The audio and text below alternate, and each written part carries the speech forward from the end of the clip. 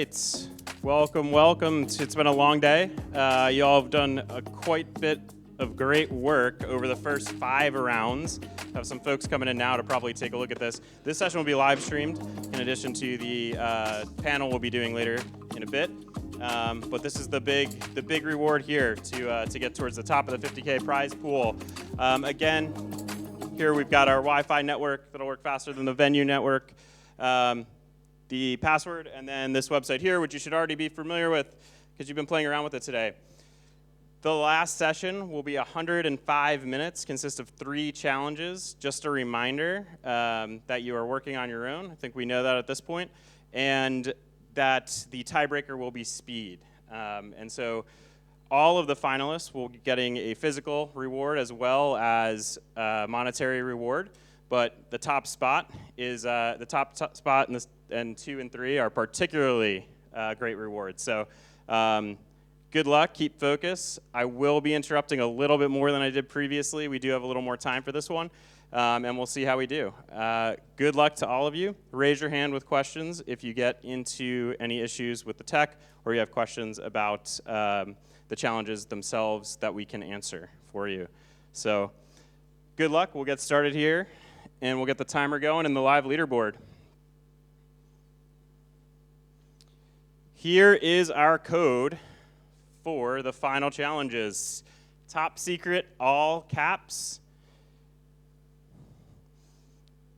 We have a smaller group for this round. I want to make sure that everybody gets started at precisely the same time. So I'll ask in just a minute if you're all in and ready to start solving.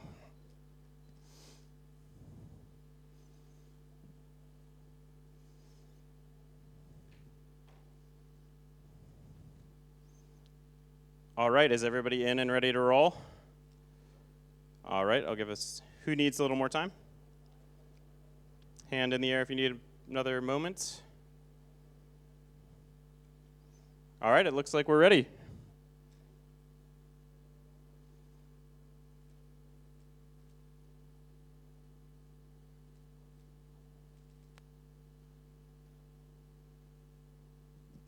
Good luck, everybody. Get started. Raise your hand if you need anything.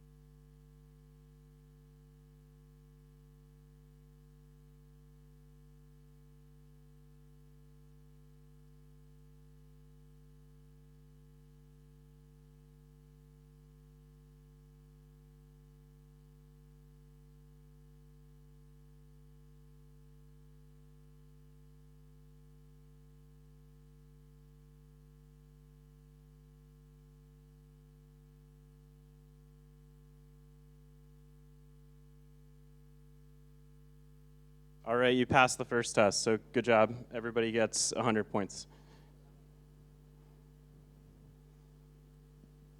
Is it working for everyone now? All right. Best of luck.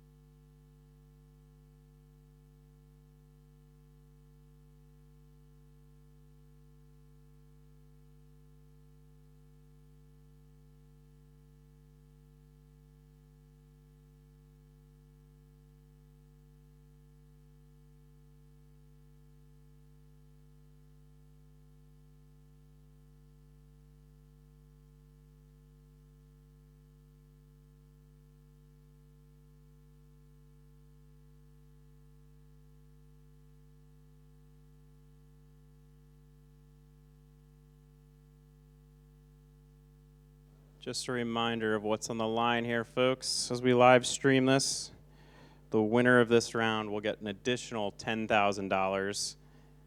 The runner-up, $7,500.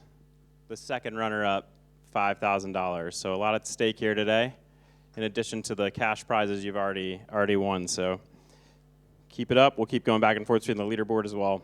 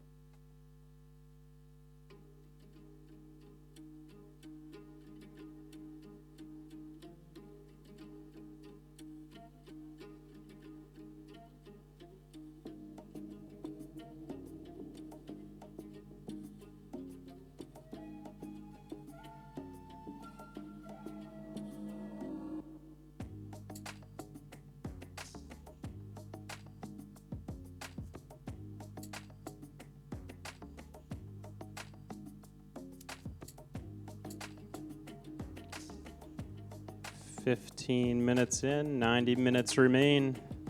No solves yet. All prizes remain up for grabs.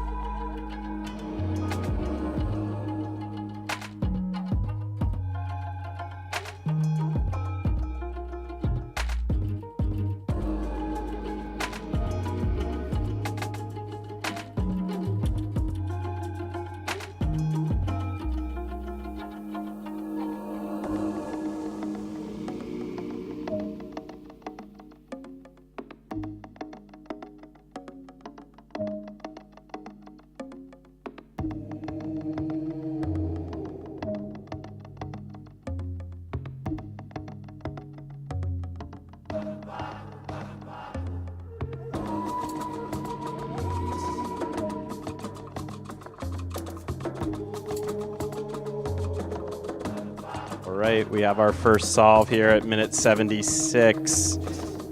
D-Dust2. D-Dust2, where are you? Congratulations on getting this started. Kicked off here in the finals. You've got the lead. How does it feel?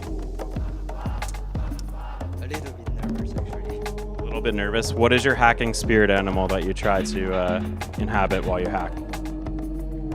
Sorry, my brain is focusing on this. All right, we'll go with elephant. They're very smart.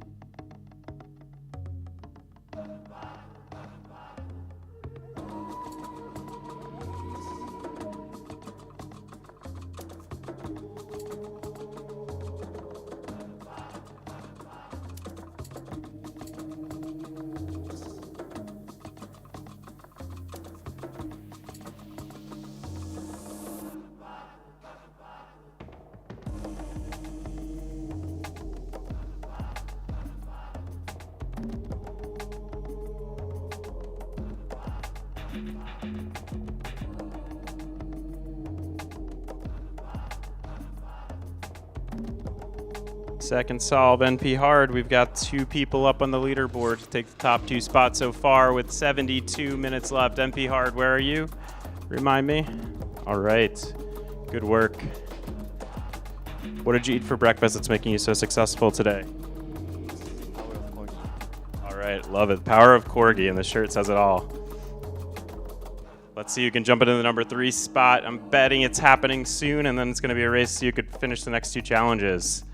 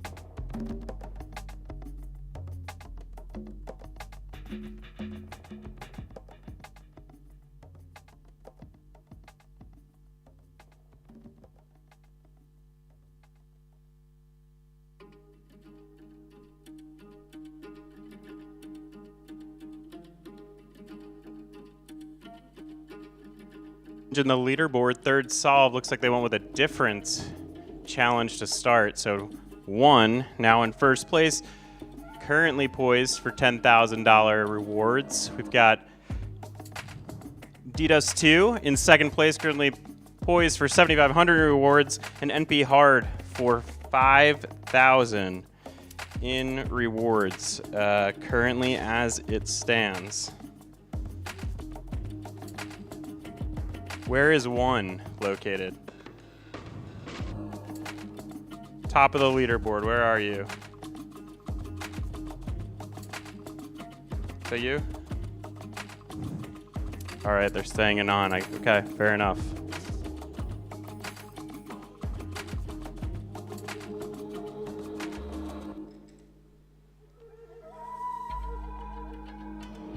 "65 minutes remain. And remember, if we have 3 people solve all 3, that'll end the clock before the remaining 64 minutes. So keep hacking away, guys.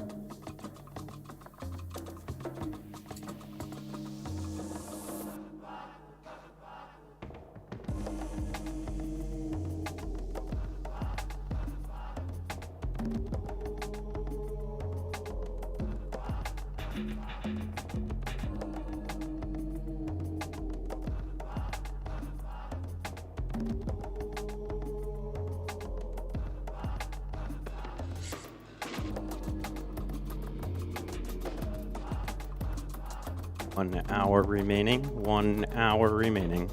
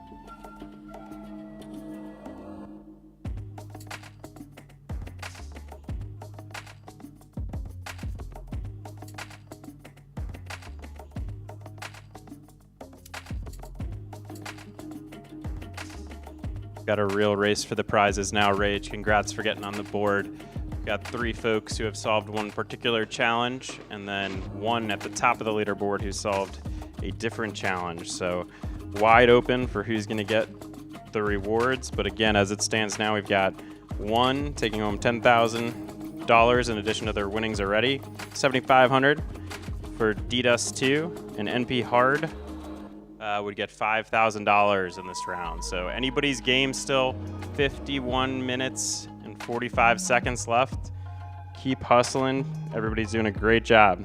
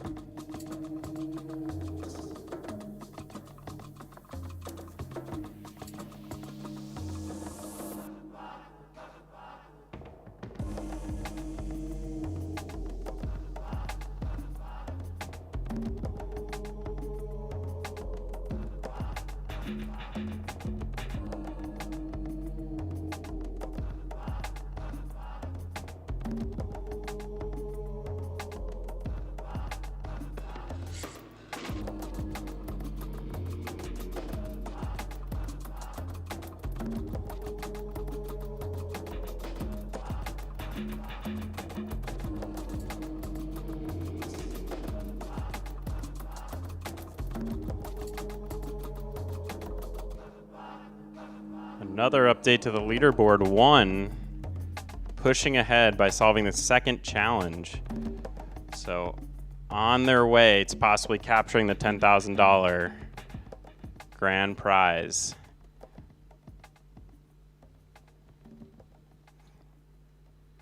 A reminder that places 4 through 14 in the finals all receive the same amount. So if we have a top 3 that solve all 3 before the timer's up, the finals will be over. So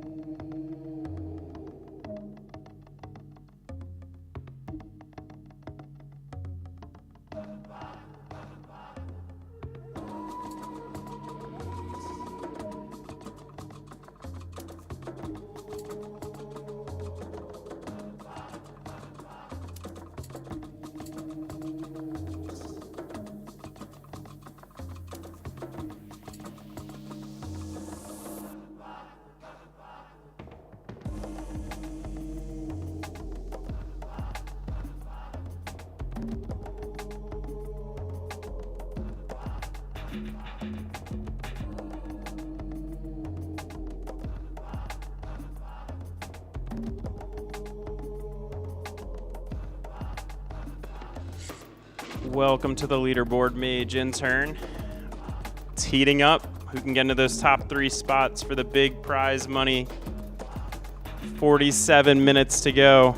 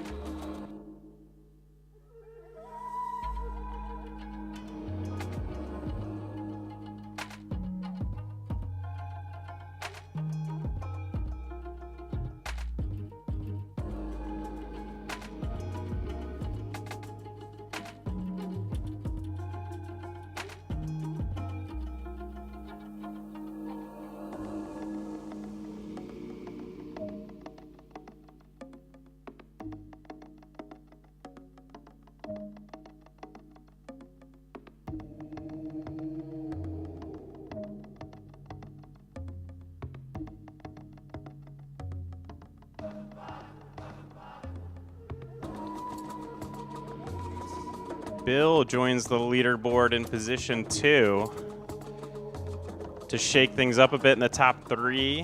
MP Hard drops to number 4, so good work, Bill, getting in there for the $7,500 spot as of right now.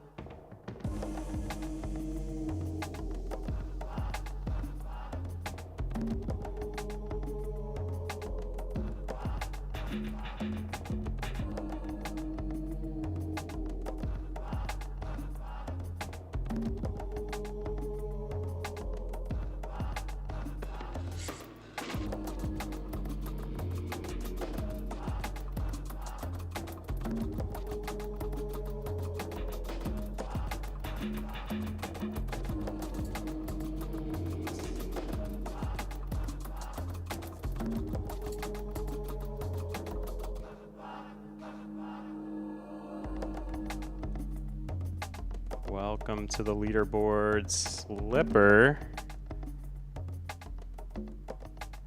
Slipper with 2 solves very quickly to put them into second place now over Bill. So it's heating up. We've got 2 folks with 2 solves. The first one to get the last one is going to take home the $10,000 prize unless someone can solve 2 before they get to that last one. With third place wide open still, but being held by Bill as we speak.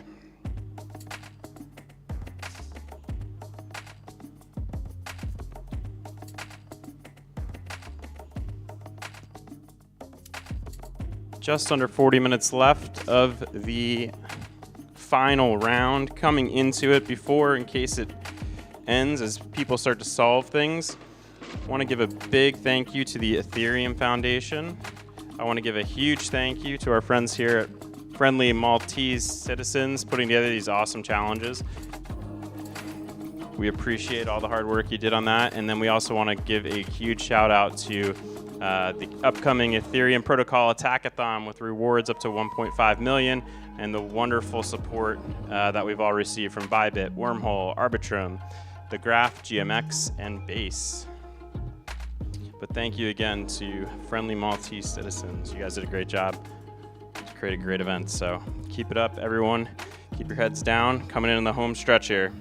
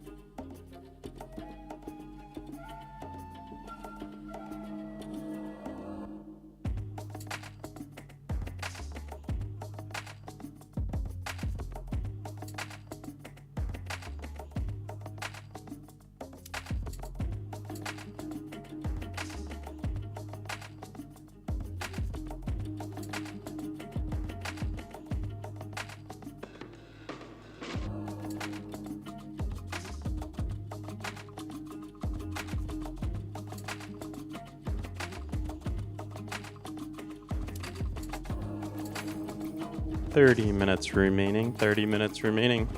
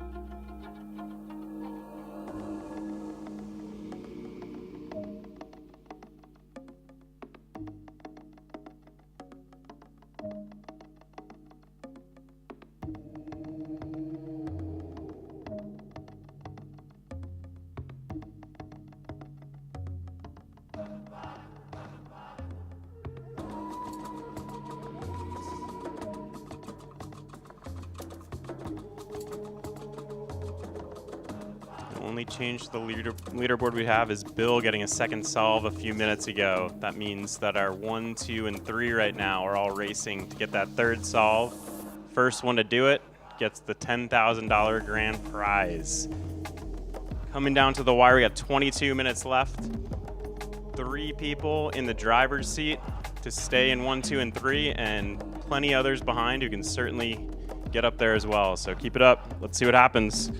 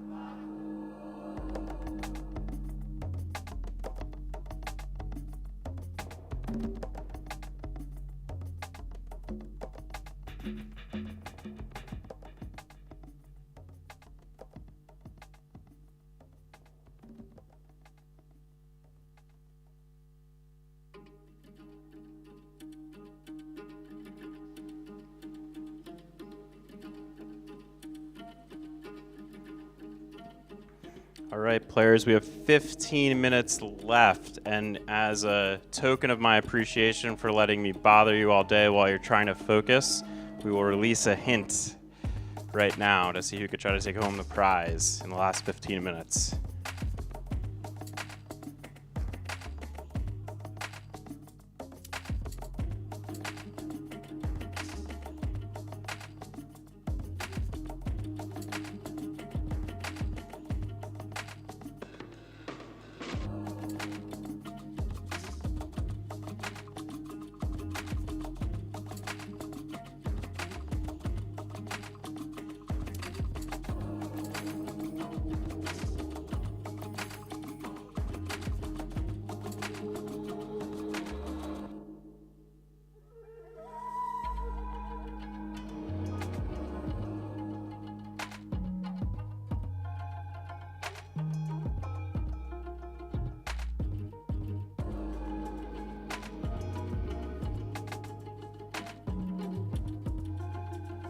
There were typos in the first hint, so there's a second hint out there now to clarify.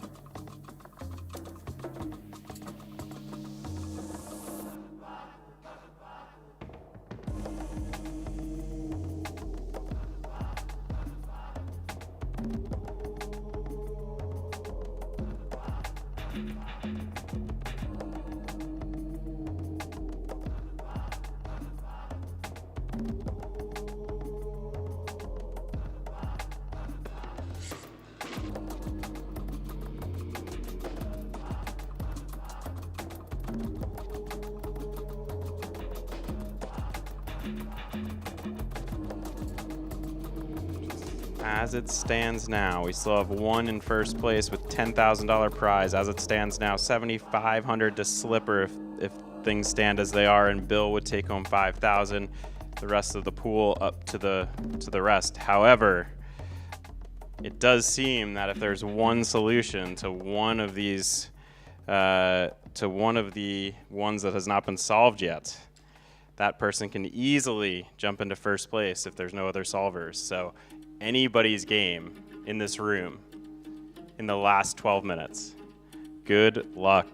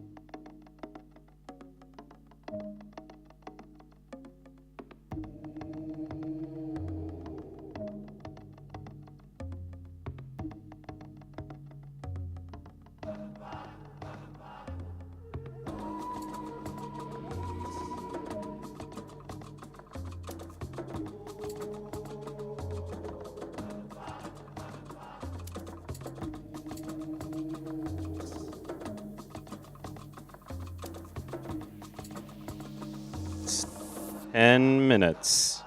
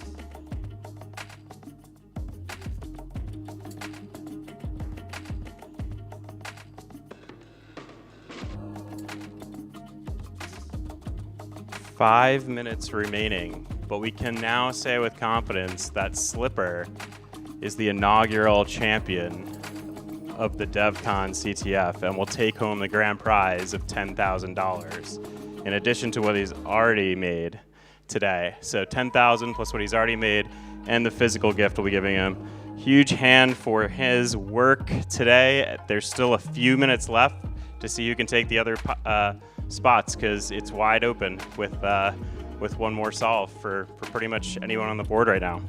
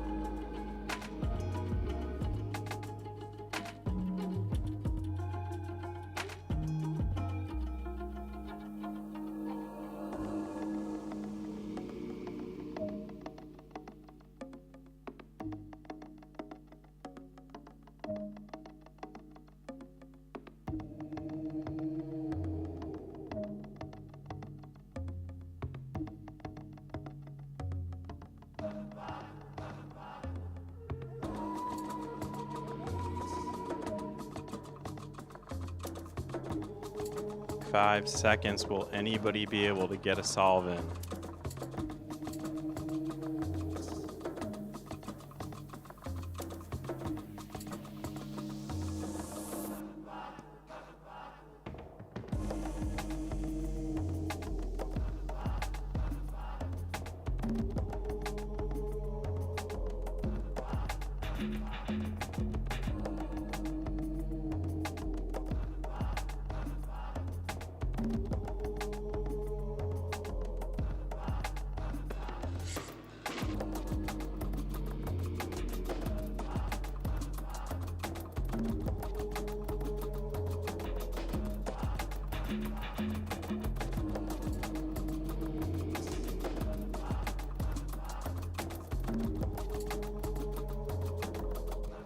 All right, pencils down. A big round of applause to the whole group here. Everyone in this room should be pretty proud. That was a lot of people that came in this room and did some speed hacking today, and you are the best among them today. A huge congrats to Slipper. Where are you?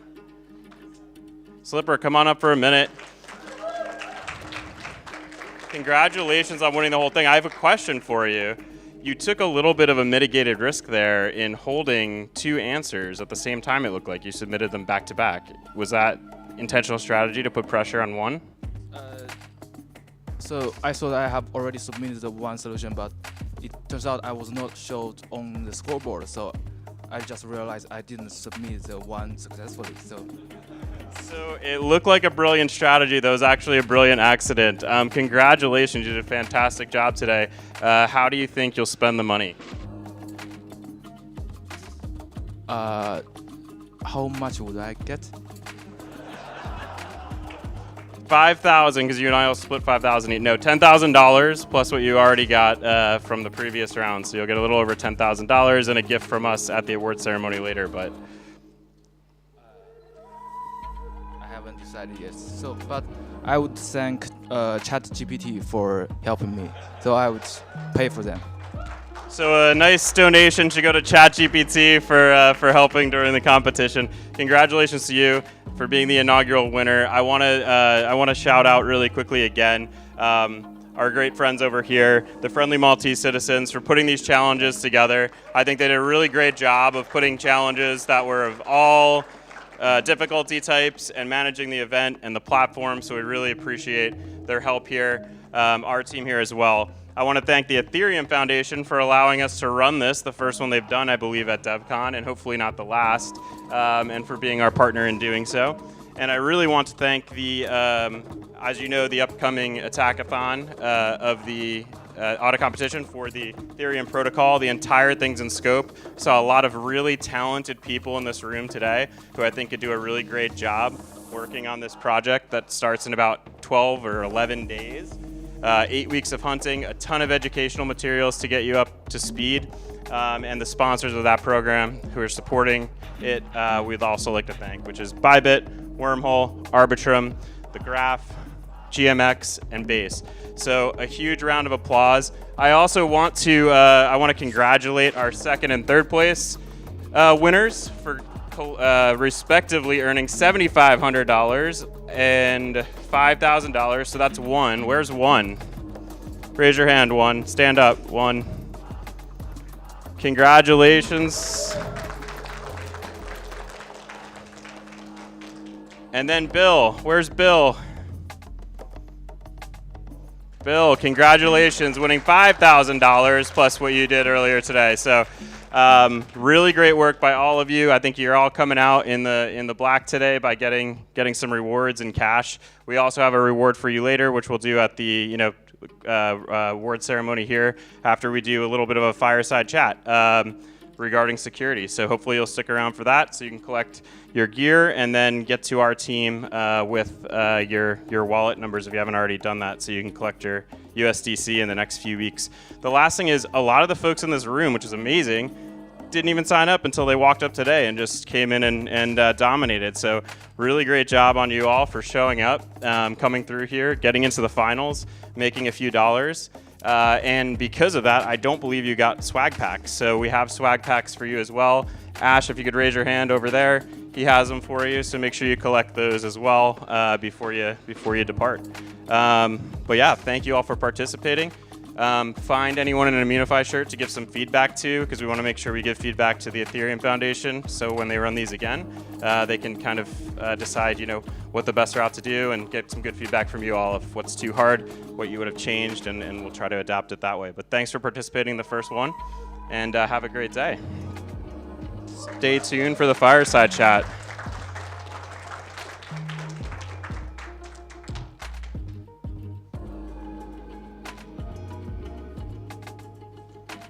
Thanks, gentlemen. Really appreciate it.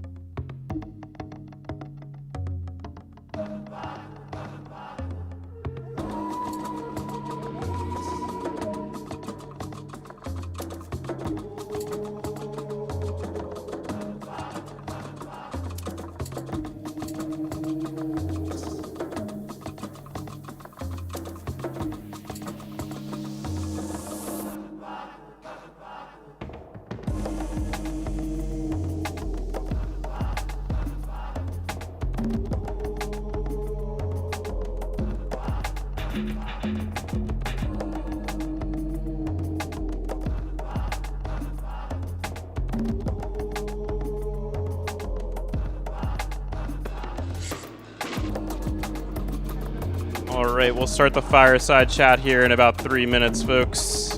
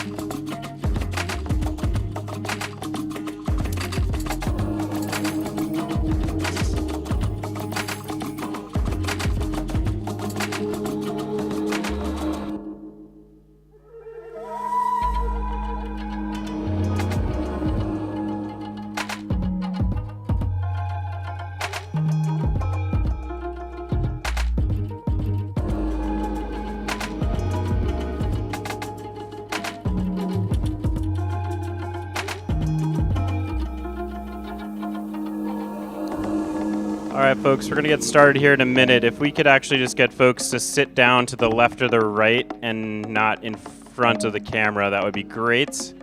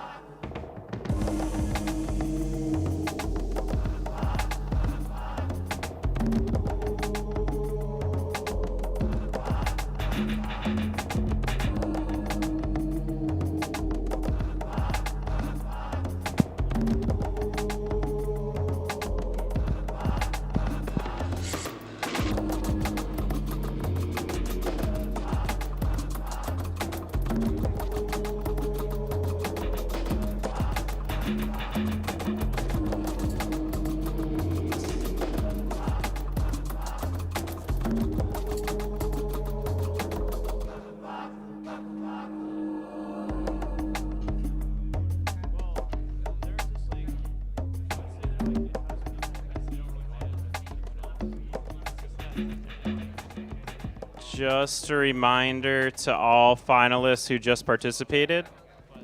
Quick reminder to all finalists who just participated, please stay here for the award ceremony so we can give you your gift, and ensure that you've talked to our team and given us your wallet address so we could deliver your reward money. All right. With that, I think we'll start to get the fireside chat here going since we got the live stream. And what I think we'll do first to make it quite easy on ourselves is just introduce who we have here.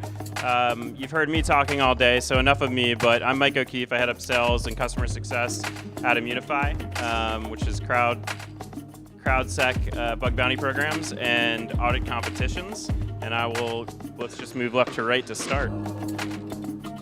All right. Hey, everyone. My name is Michael Llewellyn. I'm the head of solutions architecture at OpenZeppelin. I focus a lot on working with our security audit team with some of our top clients, working on kind of weird, out of the ordinary sort of audit requests, maybe things that are outside the EVM, and then also do a lot of work on security operations for DAOs, security councils, and lots of other very particular things for the industry. Hello, my name is Neville. So I'm a program analysis expert, primarily in management in DDoB. So I'm also a co-founder. My time is spread throughout, like engineering, management, sales, and a lot of operations as a co-founder. But yeah, I'm a security researcher at heart. Hey, I'm Luna. I'm the co-founder and CEO of Zelic. My background is in vulnerability research, reverse engineering. So I used to do like iOS zero-click. That's the kind of background I have. And then, nowadays I mainly just do Zelic with my co-founder Jazzy. We recently acquired a company called Code Farina. You might have heard of it. I work very closely with that team as well now. So that's kind of what I do. Yeah. I'm Pietro. I'm a lead auditor at Chain Security, and we are an auditing company based in Zurich who specializes in complex DeFi projects. And we've audited a bunch of projects that you might know: Maker, Curve, Lido, Polymarket.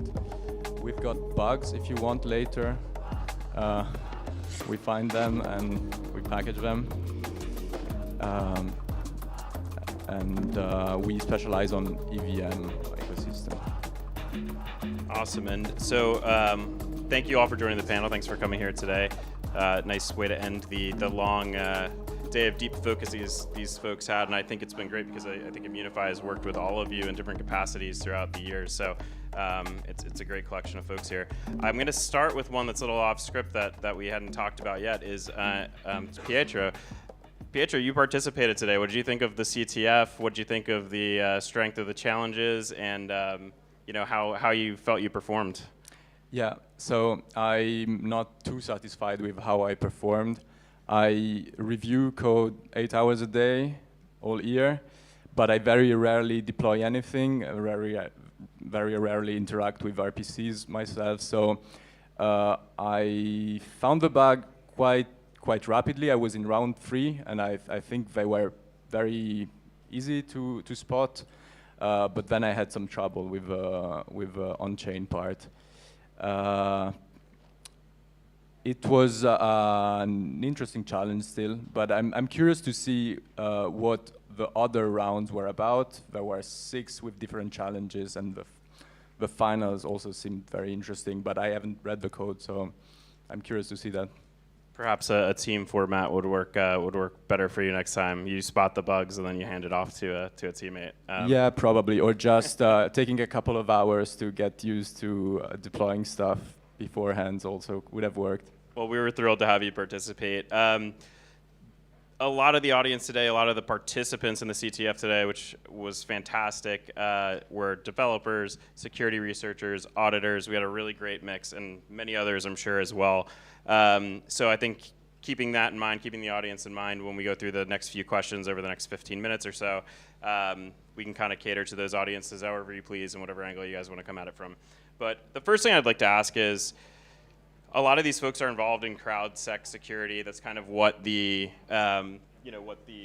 Ethereum protocol attackathon will be about. I'm curious how you all see CrowdSec security next to your businesses and how you operate, and maybe where I'll start actually is with you, Luna, because you all recently acquired Code Arena. So you obviously see some value next to the audit. So I'd love to hear your perspective. Yeah, I mean, the main reason we acquired Code Arena is we just think we can deliver like better experience, better security for our customers. The main thing that I would shill is this concept that we have introduced called Audits Plus. So when you have a consultative audit, you're going to get like, a small number of very highly skilled people, and they're going to look at the most important parts of the protocol, but it's fundamentally a time-boxed audit, right? So they're going to get maybe 1 week, 2 weeks, 3 weeks to look at this thing, so they can't afford to look at every single like gas optimization that there could be, or like, oh no, this function is not documented. They need to go find and make sure that the critical invariants of the protocol are firm. Now, on the other hand, a lot of times you do want to get information about all the possible things that could go wrong, and not just that, you might want to have hundreds or thousands of eyes on the code base, because that is what you want before you not just ship it to mainnet, but also before you put it in front of a bug bounty, right? Because that would be very expensive. The earlier you catch a bug in your development lifecycle, the cheaper it is, whether that be at the integration test or the unit test or the code review, internal audit. The earlier you catch these things, it's cheaper. So you want to get a consultative audit, because you can have a firm authority say like, okay, yeah, we looked at it and we're pretty sure it's secure. And then you want the additional reassurance of like, okay, now not just that, we've got a crowd of people that looked at it and it's definitely been very thoroughly picked apart. So because of that, we think that consultative audits and competitive audits, or crowd security, these two go hand in hand in creating something that's extremely high assurance. So that's kind of what we think. We think that crowd security is very important. Yeah, that's why we acquired Code Arena. Wonderful. I'll open up to the rest of the panel for anyone that's got a response to this question as well. Well, this kind of security is really, really effective, and it's really enabled by the community. I mean, listen, everyone is motivated to learn new technologies, make a name for themselves, and also do the right thing, and finally make a little bit of money. And especially for bug bounties, which is the last line of defense. I mean, having participated in bug bounties myself, I feel that you are highly motivated, like to spend a whole night looking for a bug or something like that. So yeah, it is highly effective, in certain contexts, but it really depends who's there, looking at your code. To be fair, white hat program is the last line of defense. Right, but that's something that I wouldn't do because of legal issues and things like that. Sorry, I was just posting. I can't help myself. Pre-deployment, post-deployment, yeah. It's a model we definitely seen a lot of our clients start to work with. Like we do mainly consultative audits / private audits, lots of different names for it, but it's something that OpenZeppelin's been doing since like 2016. We expect to continue to do it. We expect to continue to see demand, but we've definitely seen a lot of clients that are like specifically integrating us into a broader process where we're typically doing a private audit or consultative audit, and then they plan to later go to a crowdsourced competition. So it's good from the perspective if we did, by some chance, which is always some chance, miss something, like there is additional layers of security that are going to potentially catch that. So it's not all on us, and potentially there's several private audits as well. And then afterwards, we've actually found ourselves working more and more with clients in the fixed review process of competitive audits because of the fact that you can't have a lot of issues coming in, even if they're low, that could be applied to the code base, and having someone who's already seen that code base and picked it apart a bit can help with the fixed review process as well and ensure the code is as secure as possible before it goes to mainnet. So yeah, I do expect this is going to be a model that continues to grow, and there's going to be probably a lot of coordination between both private and competitive audits and the ways that clients use them. Yeah, so we work with traditional audits, but we also recommend a competitive audit if you can also afford it. And we have seen the class of bugs that are caught are not necessarily the same between the two. Competitive audits don't guarantee that you will have good people, but in generally, you have a high probability that people who are skilled at what you're doing will look at it, and they will find specific things in which they are very proficient. What we do is really more trying to cover everything, and we try to give guarantees in the sense that we know what we understand and we know what we don't understand at the end of an audit. With a competitive audit, it's harder to know what's been seen and what's not been seen. Yeah, and one thing we really like about the collaboration between close collaboration between an audit firm like Open Zeppelin, Chain Security, or Zelic, for example, and a competitive audit is that, for example, you do the private audit, and then the researchers who are assigned on that private audit, now they have a very high context understanding of the code base, and they can prepare the notes that then arm or equip the community auditors to be even more effective than they would if they had just been going in blind, so to speak. They can be like, hey, watch out for these parts. These parts are especially important to check, but of course, don't let that rabbit hole you. One more thing I'd add is if you start with a private audit first, you're more likely to be told you're not ready, go back and try again, as opposed to a code competition that's just going to say, all right, it's payday. So probably do the private audit first. Then So 400 issues. So true. Excellent point. So I'll skip around a little bit, especially for the audience who I know is here since I surveyed them earlier. Particularly for developers, what are some of the best practices you see as auditors that you wish were more widely adopted, and why do you think they may not be widely adopted?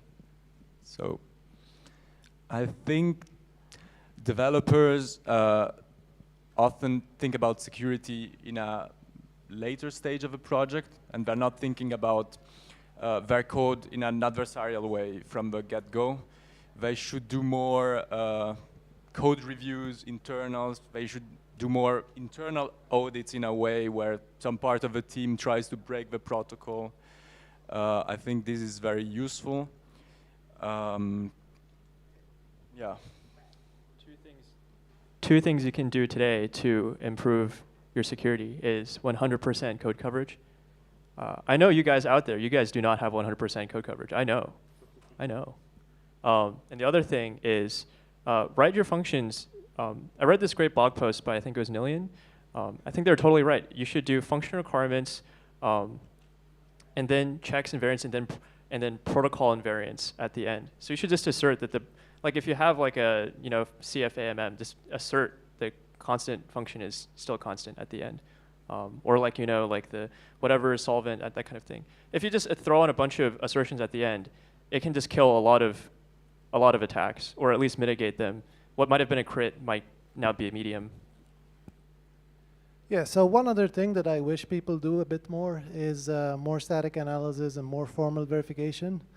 We don't see this as much, probably because it's like a little bit hard to use some of these tools. Also, these tools haven't evolved, haven't benefited from enough money for R&D at this point. and also like the underlying language changes so much, so it's hard to make them really, really spot on. But yeah, it might also be a cultural thing, and it's also like this is like offloaded towards the auditors. So the auditors do use these tools, but like the developers themselves don't use them as much currently. Yeah, I definitely put like a big plus on invariance and just like doing it throughout the process, like both defining them, building a threat model around it, testing against it, and even when you're going to production, like monitoring and looking for like flaws in the invariance occurring later. Another thing that I think doesn't happen nearly as enough is like for people to include the access control and deployment process and other things, like if not in the scope of the audit, then at the very least like being very thorough about how that's going to impact the code. I mean, we have actually seen things that we were basically putting down as a critical vulnerability because we saw in the documentation about how they were going to deploy the code in a way that like that was basically going to wreck them. And they actually were arguing with us saying like, oh, it's not in the code. I'm like, well, no, it's in the docs that was in the code that was in the scope, and it would have wrecked your protocol, so we're going to count it. So I think like people including the deployment process as almost part of the code and scripting it, and being very careful about how the keys that are signing the deployment's being done, using a multi-sig or something else, to handle that process, and yeah, never putting yourself in a position where some EOA key on some developer's laptop is hopefully not going to get phished and wreck the protocol. And I wanted to add on to what Pietro had to say. Like, it is true, I think all of us will empathize with the fact that a lot of teams essentially, this is very common, and I totally understand why they feel that way, because they just need to go to market. They think of security in like a, oh, we'll just do it at the end kind of way. But that's really bad. It's actually more expensive. It's more slow, because you're going to get an audit by one of us, because all these people here are very good firms. And we're going to tell you like, hey, your design does not work. You're going to have to rewrite this entire component. Come back in 2 months after you've rewritten it. So before you thought you were going to launch in December, and now you're launching in March. So it's like tax planning. It's like post hoc tax planning. It doesn't work. It's really bad. You should think about your security as you are building your protocol at the design phase. Yeah. Yeah, and something you said earlier is the biggest ROI splash you're going to get is catching that stuff to the left of the audit beforehand, which is not as sexy as the bug bounty business or just giving it to the auditors or all of that stuff. But I equated it to like the job of Homeland Security, right? Like the best job you do to the left of the audit is never going to be talked about, but it's the highest ROI and the highest, the most difficult to calculate, avoiding those situations. So, I think, sorry, yeah, a lot of the work you do initially is also relevant to security, even if it's not security oriented sometimes. Like good design is something that makes security assessment much easier, even if you have been thinking about security the whole time. And so I would say being good at software development helps security in general, yes. Yep. That dovetails nicely into another question I want to ask the panel here, and then maybe we'll have time for a question or two from the audience if they have some, which is, talking to some folks here today who are developers early in their projects, sometimes some of them being first or second time through this process. What's the best piece of security advice you can give them at the earliest stage of their journey of creating something new? Yeah. Oh, sorry. Michael, did you want to go? I'll go for it. Yeah, like figure out what you want your protocol to do and what you want it to not do, and write them down, and then like look at them while you're developing your code, and then add tests for them, add assertions for them. Like, we find this to be a very common problem in our audits, is that we talk to the customer like, okay, so like, what are you worried about? And they're like, well, we don't want to get hacked. And I'm like, okay, what does that mean, right? You should know what it means for your protocol to get hacked. So then you can like actually think about like, okay, well, I'm worried about this or that. Basically having a real threat model. I'll add to that, like definitely 100% threat modeling is like where you should start. I think because the other thing is like people, like security has to scale with the project. Like, are you going to be able to afford to have like a full monitoring infrastructure set up, like going to deployment if you're like, you don't have any TVL, you don't have a lot of things. Like, we will still say like, yeah, you should probably do that. But if you like literally can't, you don't have the resources, like a lot of teams I think will, because they start out without like a lot of the security infrastructure or support, but then like suddenly in a couple of months their TVL's like grown, it's gotten massive, there's a lot more value at stake. They never really thought through how are we going to like upscale our security. Like I've seen people that will build up their access control and hard code in something like EOA owner, and they're like, well, maybe we should transfer it to a multisig now, and they're like, actually, we don't know how to do that. We didn't prepare for it. That's like a particularly egregious example that does exist in a billion-dollar protocol. Try looking for it, where someone just hard coded the owner, and you just hope that whoever has that key never gets like kidnapped or decides to go rogue. So like, but just in general, be prepared to like scale up your security as you have the resources to spend on it. And just even if you can't spend on it today, plan to know like, okay, at some point at like this level of TVL, let's start like taking whatever profits might come from that and like invest it in making our protocol more secure. Because like most of y'all here, unless you win enough from this competition to pay for a whole audit, you can't get your code audited from a top tier firm, but maybe at some point you do or want to, and be prepared to upgrade and other things. Yeah, like you want to have escape hatches for yourself. It's kind of like lawyering stuff up. Like, have you anyone here worked with lawyers before? They're like so expensive. It's like so annoying. So you tell them like, okay, we don't need like this like friggin' Cayman Islands Panama thing. Just like make me the Delaware LLC, and just we'll fix it later if it gets really big. But these things are, lawyers are good at like, okay, yeah, we'll just like move all this stuff over. It'll be fine. They're good at like having these escape hatches for you because people have been making legal contracts for a long time. Think about your security in ways so that you have escape hatches for, okay, now my thing has scaled, how I'm going to keep this secure as it's growing. But you don't want to like be dumping tons of money on making your protocol super fancy secure early on, because you probably don't need it. Yeah, I would say start really simple. You might have a lot of very good ideas, but really make the minimal protocol you can do, and you will save a lot of money on security, on audits. Reuse valid components that have been audited previously and understand how they work, and the audit process will be much simpler for everybody. One final thing that I'd like to add is probably what you're going to be building, 99% of the time it's not going to be original. Like a lot of people have built something which is similar, and you can look at what happened to that thing. Probably it failed, probably it had some security issues, probably it had some economic issues, right, if it's a Web3 project. So go back, see what happened, how it failed, and make sure that your design at the very early stages and also your requirements are such that this will not happen. That's obviously very hard, but if you do it at an early stage, it's going to be much cheaper. Excellent. Any questions from the audience? Any that we could squeeze in 1 or 2 questions if people have it?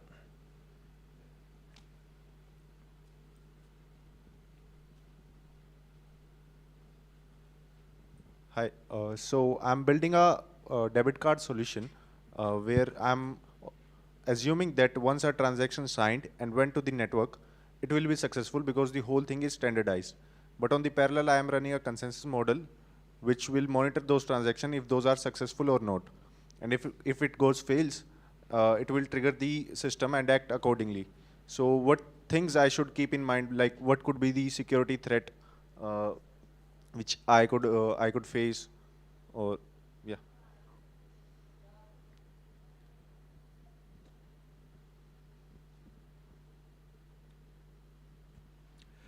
So just to understand it, you're trying to build a system where someone signs a transaction, submits it, it succeeds or fails, and this is just for like a normal payment.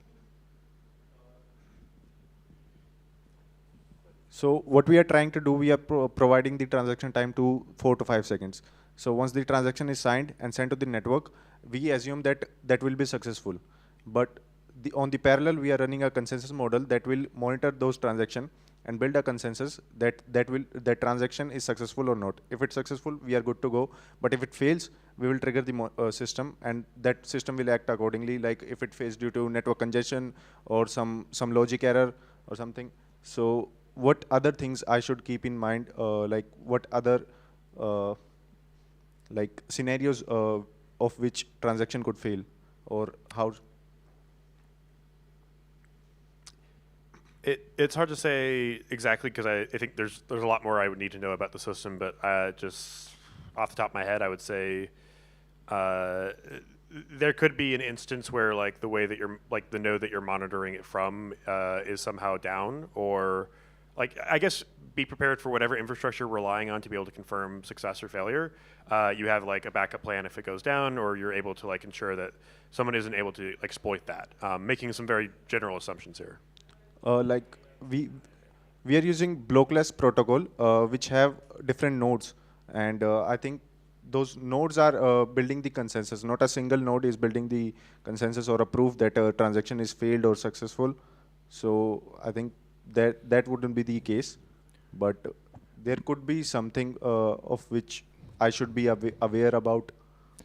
Again, I'm trying to second guess about how your system works, but one of the things that comes up is whether the consensus algorithm has a finality gadget, whether you can actually tell whether a transaction has been finalized or not, because otherwise you'd need to wait a lot more time than 4 seconds. 4 seconds does sound really, really low, though.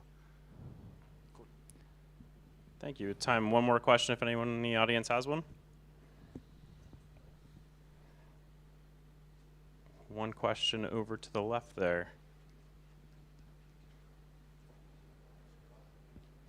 Hi, so I'm not a security researcher myself, but I've seen a lot of hacks that are due to consensus mechanisms and sometimes mass social engineering of a protocol.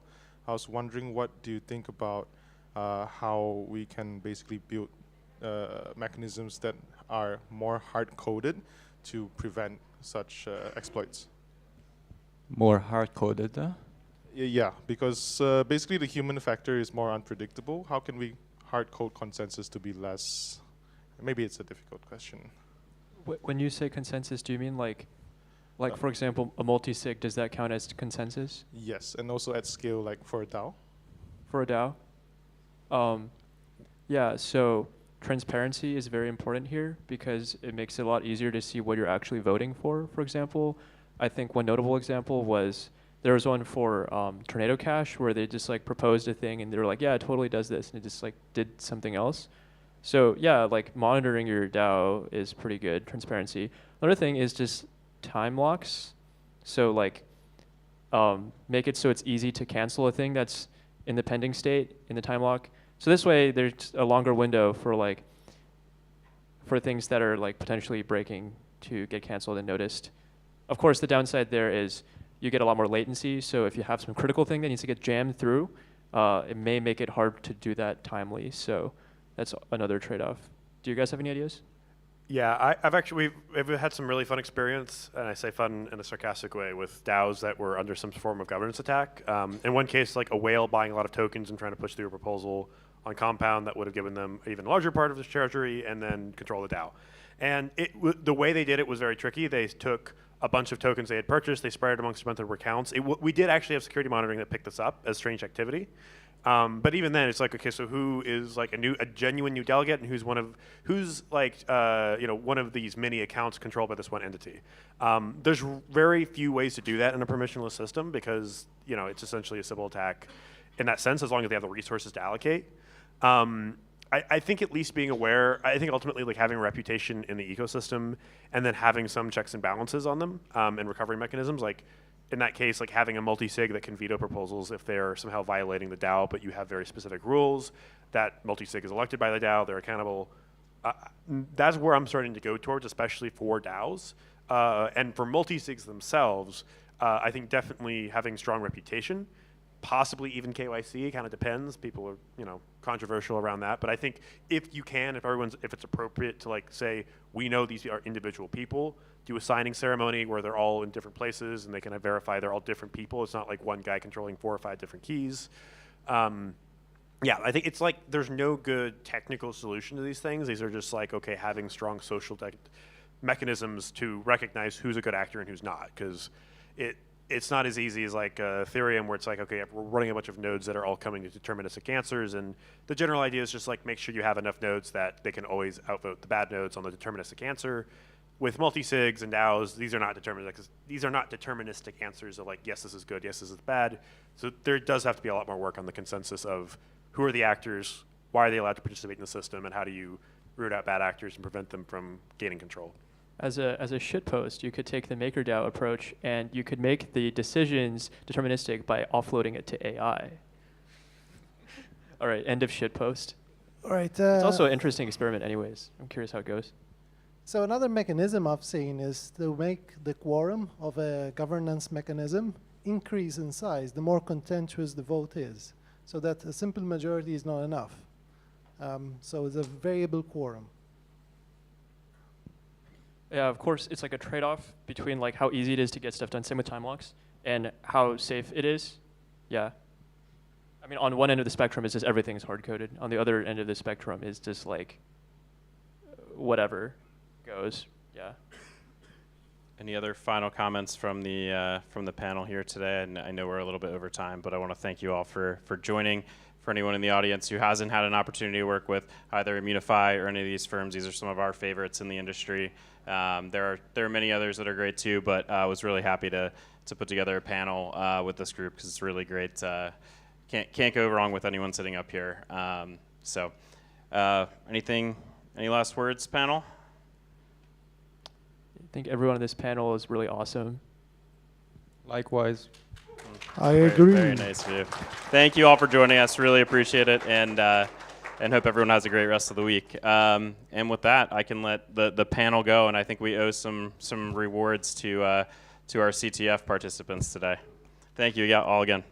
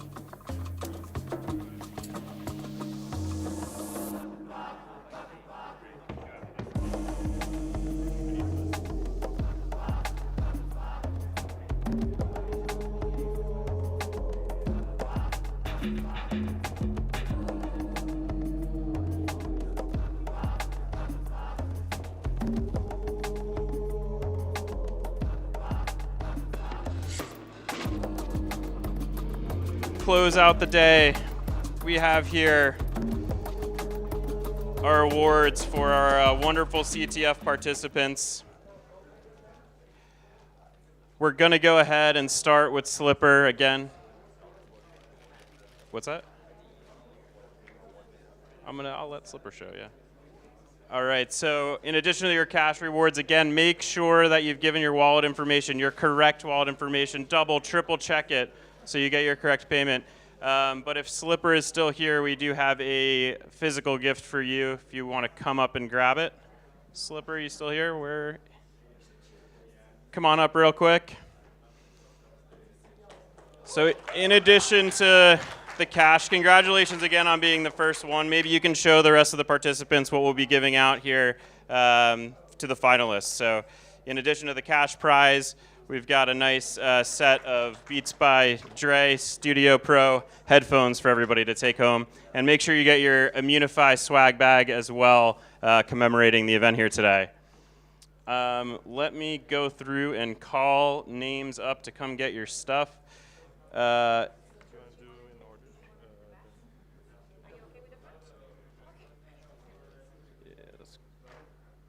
It's fine. It's all right. Don't worry about it. I'll just go. All right. So I'm going to go in a random order now, just because my spreadsheet's a little screwy. Oh, perfect. Wait, no, something's wrong.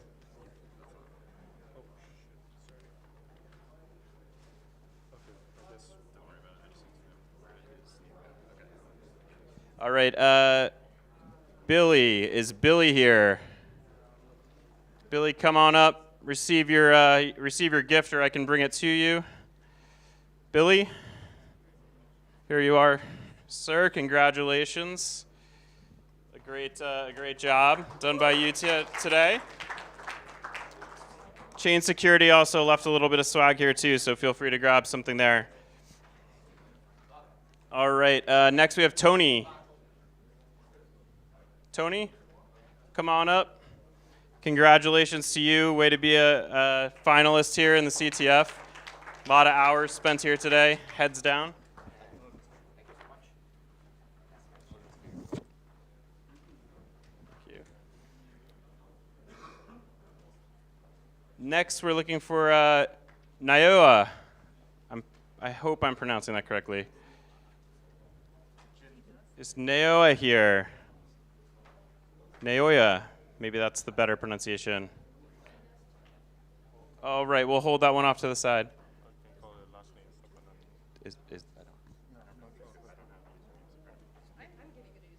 But are you sure that's a correct one? Yeah, this is from Mixi.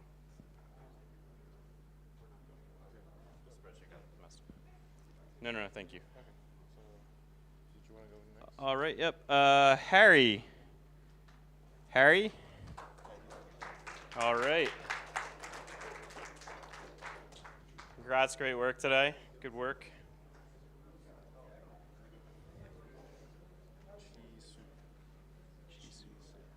Chisu. Great work.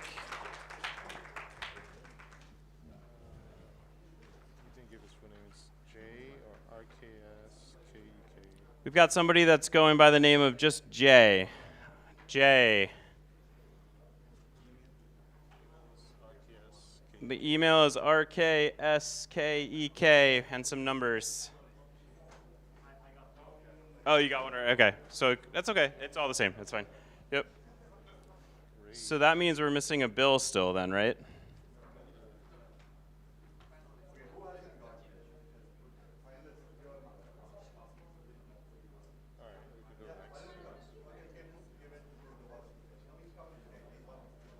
Yeah, it's all good. Yeah, yeah, it's all the same. We can just pass them out.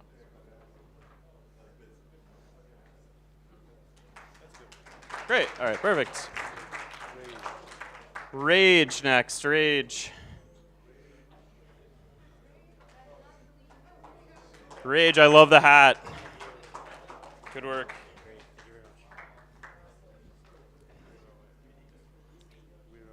All right. There we go. Already knew. Just need a bag. Congratulations. Great work. Great work. Thank you. Thank you. Mage intern. Mage intern. Great work. Congratulations, Mage. M4K2. Congratulations. Yep. Vlad. Vlad, are you still here? All right, Vlad. Vlad, I think you even won your group too, I believe. So congratulations. Nipun. Great work. The early leader stays on the leaderboard. And Valera, last but not least. Valera, congratulations. Great work. Great work.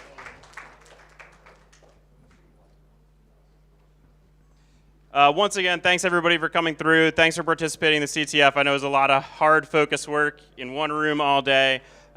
Please look forward to the $1.5 million Ethereum protocol attackathon that will be hosted soon, and with the sponsors for that program. And again, a big thanks to the Ethereum Foundation for allowing us to run this event here at Devcon and the Friendly Maltese Citizens.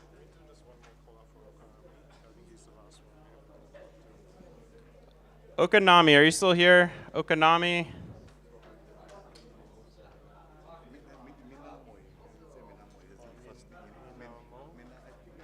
Minamoy?